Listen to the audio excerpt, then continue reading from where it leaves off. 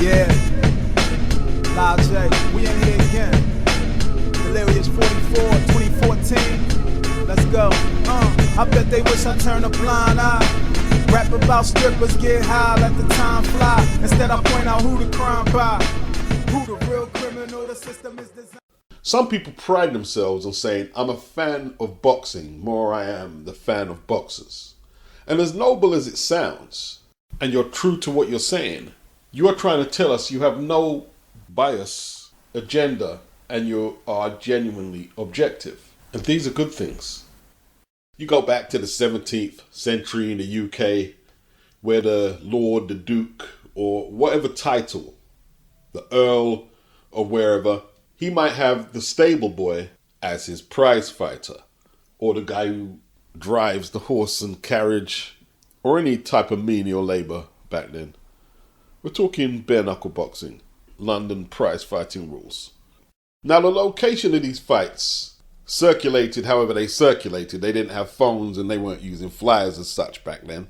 They were illegal, but there's ways around that, you know, pay off the police. People would turn up, whoever was privy to where this fight was. Bets would be taken. Some fighters would be more popular than others to the people who turned up to watch. Some people would be screaming support because they don't want to lose their money on their bet. And some people would be screaming because they're familiar with the fighter. And this is who they're going to root for. And no matter how you want to cut it and slice it, that you're a fan of the sport more than the fan of a boxer, without fans of boxers, there'd be no boxing on a commercial level. Gambling on the outcome was always a big part of it. The first Lonsdale Belt title fight in 1908 between Summers and Welsh at lightweight, the negotiations dragged on because there was disputes about who was going to control the bets being taken on the fight and cinema rights. But obviously, if you've got a stake on the fight, yeah, you're going to be rooting hard for your guy you've bet on. There's a reason relative novices like Johnny Fisher was headlining a card at the Copper Box. People generally go to support fighters. That's what they do. If boxing was relying on, I'm a fan of the sport supporters to fill up arenas, it would be out of business today. You know, for some fans, they don't even have to be rooting for a fighter. They might go there to root against the fighter. Jack Johnson, Ali, Mayweather, Eubank Sr. They're always trying to find an angle. Even with this Berlanga Canelo fight, you know, like they're trying to lay Puerto Rican versus Mexican angle. There hasn't been a great Mexican-Puerto Rican rivalry since Felix Trinidad fought the likes of De La Hoya and Vargas. Simply because there hasn't been that much prominent Puerto Rican fighters in recent years. But for those who genuinely are fans of the sport over any one individual fighter, let's not understate it. Their presence is extremely important, and never more so than in this era of social media and the internet and the ever-increasing extreme fanboy phenomenon. Nothing wrong with being a fanboy or fangirl. Nothing wrong with that. But the extremism, anyone who keeps screaming about potential fighters fighting their favorite fighter, screaming constantly they can't sell and they're boring, trying to sabotage the fight to protect the fighter they fanboy for, is an extremist of extreme proportion. And that's why they dislike TURKI, because he eliminates all that he can't sell, he's boring. Because your purse is covered, you don't have to worry about selling the gate, your purse is covered for risk reward if he's boring. Get your track shoes on. You know, I heard Addy make a defense for Canelo with Crawford saying, well, Canelo didn't call for the fight. It's different if you don't call for the fight. And I'm not going to use Crawford to make my example, right? I'm not going to use Crawford to make my example. Let's see what Crawford does in his next fight at 154, 160 or wherever he fights. Let's see what he does, yeah? Although Crawford is another name that Canelo is looking to swerve. Well, to Ade, as long as he doesn't call for the fight, he's cleared of the accusations of ducking. Nah, man, I ain't buying it. The fans have been calling for the fight, and TURKI ALALSHIKH is responding to the fan demand for that fight. That's what he's responding to, and him as a fan wants to see it too. You see, look, I don't think David Benavidez can beat Canelo. But I'm starting to change my mind a little because Canelo just moving suspicious right now. You know what I mean? And I know David's gone up to 175, yeah? But this is how it works. My opinion of how I think the fight turns out is irrelevant. It's totally irrelevant. If 100,000 people, 200 or whatever number, think David Benavidez can either beat Canelo and they'd like to see the fight, or deserves a shot at Canelo and they'd like to see the fight, that's all what counts. I can't use my observation that I think Canelo is going to win as an argument why Canelo shouldn't take the fight. Because it's unfair. And it's biased against that number of people who want to see him fight David Benavidez and believe he can beat Canelo. You know, the Canelo fans have high self-esteem, very high self-esteem, because they want to drive a narrative that there's no need for the Benavidez fight when the wider boxing demographic, the bigger demographic, are saying they want to see the fight. How do you get to dictate the debate when the numbers say this is the fight we want to see Canelo win? How do you get to dictate the debate? This is the dismissive arrogance that they've developed as Canelo fans. But let's talk about Oscar De La Hoya for a minute. Oscar De La Hoya is telling Shakur Stevenson recently, you've got to sell tickets, man. You've got to sell tickets. And he's talking about Shakur selling tickets, connecting that to him fighting William ZEPEDA. Now, this is a fight Golden Boy didn't want to take. But Oscar has signed that pact with Turkey ALALSHIKH. And you know what that means? That means your fighters have to subject themselves to the dreaded Saudi bag. So even though Oscar's saying, you've got to sell tickets, he's saying, we're going to make the fight though. Yeah, you're damn right you're going to make the fight. Because Turkey ain't going to be paying William ZEPEDA top money for fighting the level of opposition he's been facing so far. It's not going to happen. You want to accuse Shakur of being a runner? Well, tell William to get his track shoes on. This is his job. Yeah. But look, the bigger thing on my mind was, where does Oscar get this let's attack Shakur for his ticket sales, when Shakur apparently sells more than William ZEPEDA? He sold out the arena in Jersey the other week and had the highest viewing audience, apparently, from any ESPN event this year, including Lomachenko versus Kambosos. They want to talk about fans were walking out. I don't know if there was a little conspiracy from Top Rank and ESPN when they did that. Now, there's 3 territories in boxing right now. I've done a poll on Twitter. We'll go to that in a minute. You got Saudi Arabia, you have America, you have England. This doesn't apply to Saudi Arabia because we know Turkey isn't dealing with this nonsense to get fighters out of fights. He's not dealing with that. He's trying to break all these barriers down about he doesn't sell, he's a runner, you're on that network and he's with that promoter. We're trying to break all of that down. William ZEPEDA is not a bigger draw than Shakur Stevenson. In fact, aside from Ryan Garcia, does Golden Boy have a bigger draw than Shakur Stevenson? Is Jaime Munguia a bigger draw? I don't know. I haven't done the numbers. But there is a self-esteem thing in here where, you know, one set of fans is trying to make themselves feel good that they're better than the other. It's from Mayweather taking the Cinco de Mayo date, making Canelo coming at 152, and then Canelo got schooled. Ryan had to succumb to Tank Davis's demands with the rehydration clause. Ryan got bowled over. The blacks want to scream that, yeah, we're the top dogs, we got the better fighters, your fighters can't touch ours, flat-footed, face-first, brawlers, and all the stereotypes are coming out. And the Mexicans, they want to say the blacks are runners, they can't sell. And all what happens is fights don't get made. And like, you know, Tank and his fan base, they can relish in their victory over Ryan Garcia. But the Mexicans, you know, they're still going to say, you had to handicap Ryan to beat him. With Turkey, you won't get away with that. There are no catch weights. There are no rehydration clauses. You know, Canelo's already been gifted titles against the likes of Matthew Hatton. And they set the limit of that fight at light middle at 150. Then there was the rehydration clause with Kovalev.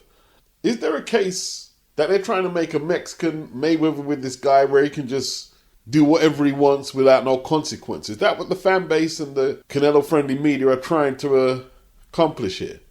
You know, a lot of people say Floyd didn't take the fights that they wanted to see, and Canelo's getting accused of the same thing. It's funny though, when Mayweather was active, a lot of that demographic who support Canelo would often talk about Mayweather cherry-picking fights and that his resume was suspect. But they would argue you can't label the same thing at Canelo. Handicapped or not, Floyd washed Canelo. Don't worry about what the scorecards say. Floyd washed Canelo. And he never lost. If you're going to do that Mayweather blueprint, you can only do it if you're undefeated. And Canelo is not undefeated. And Mayweather was a one-off. He was a one-off. He did it in a time period that's gone and left the game. There's no HBO, there's no Showtime. TURKI ALALSHIKH, breaking down barriers, doesn't want promoters to stop fights happening or networks, doesn't want the colour of your skin or whatever politics that you can't sell or that your style isn't entertaining. If you're both highly ranked, two rival champions, you need to fight. If you're ranked number 1, number 2, 3 or 4, you need to fight, you need to fight. And for some reason, the Tank Davis fans and the Canelo fans have a beef with that. When it's simple, it's fair, and so far it's been entertaining. And boxing looks more like a sport. But they've got beef with Turkey because they're precious fighters they support could be forced into taking some fights where they don't get concessions, where they have to take the toughest on in their weight class. Then you've got the golden boy idiots. Shakur don't sell, Haney don't sell, this don't sell, don't sell. Well, Williams ZEPEDA don't sell. Ryan Garcia can sell a few units, yeah. But you could argue that he needed Tank as a dance partner and Devin as a dance partner to sell them units. Let him fight Oscar Duarte and let's see him do big numbers. What other Golden Boy fighters are doing big pay-per-view numbers? Where are they? Where they at? But is the Witness Protection House getting disassembled? Brick by brick. You check in with Turkey, Oscar, what you've been trying to avoid, and that's the whole Golden Boy stable getting dismantled by that Saudi bag, is a distinct possibility now. Turkey gave the game away. It looks like Shakur has signed with Eddie. And he said Oscar's agreed to the fight, I believe. And that Eddie's agreed to the fight. So the Shakur fight is going to happen, it looks like. And I want to see Shakur ZEPEDA. Shakur Stevenson is here as well. He accepts. De La Hoya accept. Eddie accept. Let's do it. And Turkey said, are we going to see Terence Crawford versus Canelo? As I tell before to the ESPN, I give him the offer. If he is smart, he will accept it. But if he doesn't, I want Ortiz. Forget Canelo, we're going to look for VERGIL Ortiz next. And that's why you saw that home cooking yesterday. I think Shakur beats William. I think Terence Crawford beats VERGIL Ortiz. That's what I believe. And then what? But they're good fights. Let's not get it twisted. And these are the fights that ZEPEDA and Ortiz should be taking. They shouldn't be like hiding behind their promoters, being protected like that. These are the fights they should take. Sink or swim. Let's see what they're made of. Oh, they're going to be shocked when Oscar pushes them out there because Oscar took hard fights when he fought. But he fought for good money. And he knows the money that Turkey's putting up is money and opportunities they should be taking. So the stabilizers are off. Boxing. Beats and rhymes. Boxing. Beats and rhymes. The 12th round was important in this fight. And like when BOHACHUK was teeing off and the tape came loose on VERGIL Ortiz's glove, you could see the frustration on BOHACHUK's face because he was just gaining momentum and it gave VERGIL precious seconds. And he got back into the round, although I had the Ukrainian winning that round. But 2 knockdowns in the Ukrainians' favour. The first, they tried to rob him off. And then they realised that that's not going to go down too well. And then round 5, in the interval, the referee informed us they're going to score that first round knockdown. So that's a 10-8. In the 8th round, Ortiz got caught with that counter left hook as he was throwing his own left. You know, it was careless. He walked onto it. Balance was all about the place a little squared up. He's got a lot of work he needs to do, VERGIL Ortiz. At this higher weight class, he's going to need a whole load of work, You know, the knockdown in the first round, I don't know if it was nerves on Virgil's part. He was a bit loose in defense, wasn't he? And he got caught going backwards. The Ukrainian just tracked his movement, and the 1-2 sent him over. Clear knockdown, clear as day. Harvey Duck. I don't know how he didn't see it first time round. Not sure if Robert Garcia can give him the defensive sensibilities to sustain a run at 154 and further. And I'm not sure if the Golden Boy and Mexican fan base want that anyway. And yeah, it was an exciting fight, but he clearly didn't win it. House fighter privileges. Turkey wants to make the Crawford fight. Crawford will be fancying his chances. It's going to be a fire fight. But Bud will pick him apart, won't he? He'll pick him apart. It was exciting, man. It was exciting. It was exciting. It was exciting, man. It was. Virgil had some good moments, but BOHACHUK set up too much traps with the uppercut and left hook, very effective. Like Boxing Wave said, he was just too clever with the jab, wasn't he? And dictated the tempo. Virgil fought in spurts, but they were very good spurts. How did Virgil's power transfer from 147 to 154? It's hard to say. I don't think the Ukrainian takes the best punch. I don't think he takes the best punch. And the DAZN commentators, they go a little over the top when the house fighters throwing shots, saying, oh, look how hurt the opponent is. And they're not as hurt as they're making out. Virgil, his nose was bleeding pretty badly. His face was swollen up, his eyes. And if you're talking about range control, which is often the deciding factor, the Ukrainian should have had his hand raised, shouldn't he? Boxing. Beats and rhymes. Boxing. Beats and rhymes. Angelo Leo showed some nice fundamentals, some good footwork. He didn't punch with Venado when Venado wanted him to. He used a good back foot game, Philly shell when necessary, and he attacked Venado, as they've been calling him. He attacked his body very well. Venado's unorthodox, throwing uppercuts and all types of punches while his feet are squared up, but he gets away with it for the most part. It got tested tonight. It got tested. Head up in the air, very arrogant, walking his opponent down with his hands by his belly button and stuff. The unorthodox approach got tested today by some very good fundamentals and strategizing. This fight is a war, so not get it twisted, and Angelo Leo had to show how good his chin was, taking hard right uppercuts, coming back with his own body punches. And the rounds are very tough, very, very tough. But we have somebody who is able to engage Luis Alberto Lopez in trench warfare very effectively.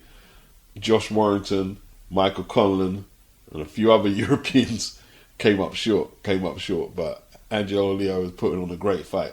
Became untidy and wild in there from 7 to 8. Leo landed an overhand right in the clinch, and Lopez was looking at the referee for some reason. He was admonished by the referee for punching behind the back of Leo's head. It's becoming a dour struggle in there. Angelo Leo is giving an opponent who normally frustrates his opponents a dose of his own medicine. At times unashamedly using his back foot game to make Lopez chase him, and that frustrates Lopez. And he also started rabbit punching Lopez back. The referee's having to warn him. In the 10th, he stood his ground, planted his feet, and delivered a perfect left hook, bang on the chin.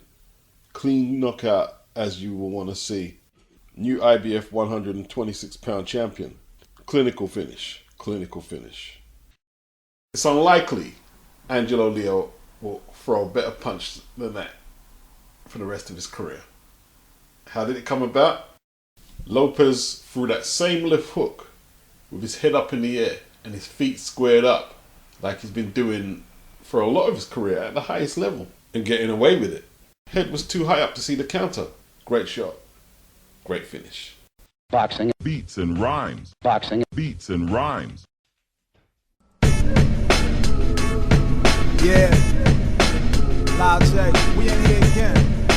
Delirious 44, 2014. Let's go. I bet they wish I turned a blind eye. Rap about strippers, get high, let the time fly. Instead I point out who the crime by. Who the real criminal, the system is designed.